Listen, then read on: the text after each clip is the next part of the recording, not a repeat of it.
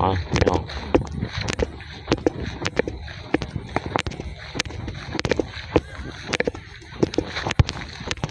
หัวยามแรงพี่น้องเอ้ย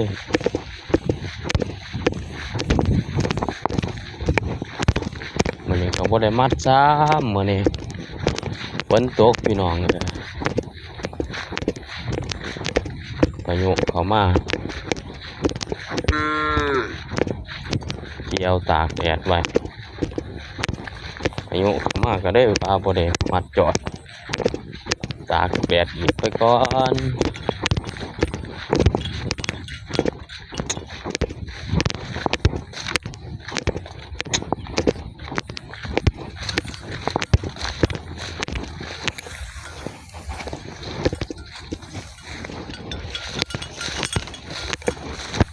ชีวิตบ้านนาเลี้ยงงัวเลี้ยงกล้วยไปเจอพี่น้องเอ้ย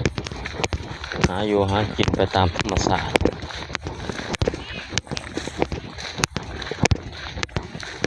หัวก็บ่น้อยบ่หลาย4 โตพี่น้องเลย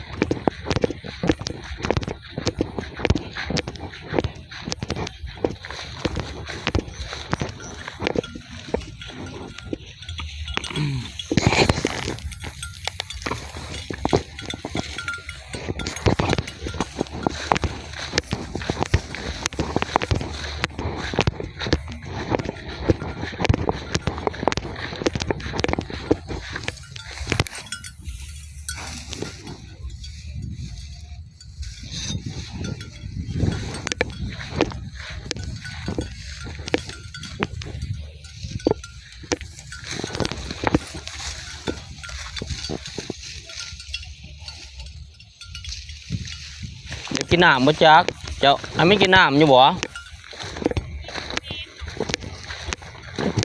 คือหวนอยู่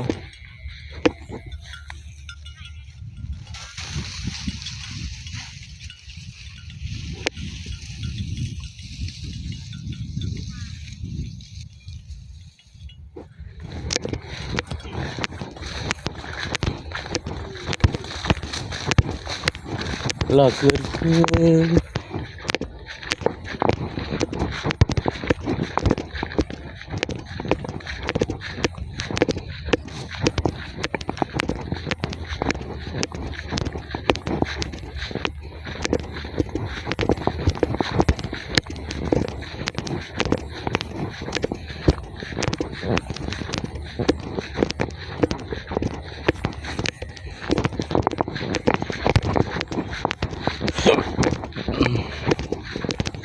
ลง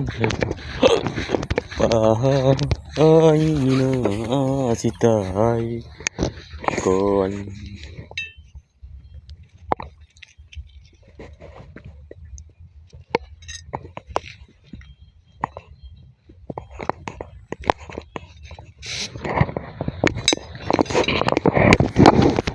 ละคำเพลงเอ่ยละเกิดคือสิเป็นบ้ารอให้ผัวน้องป่านี่นะ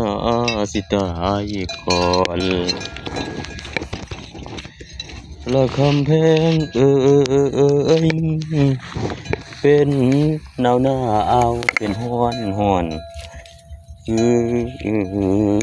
ไข่ไฟเอง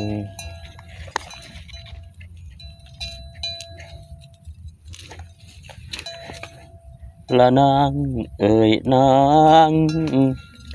อ้ายลืมเจ้าบ่ได้แม่นสิผ่านมาหลายปีใจก็บ่เคยหนีเรื่องเดิมแต่ข้าวนานละวันเดือนปีสิยายแต่สายคือเก่าน้องไปเป็นเมียเขาอ้ายเหงาอยู่บอดมันเป็นแปลวสวงโอ้เบิ่ง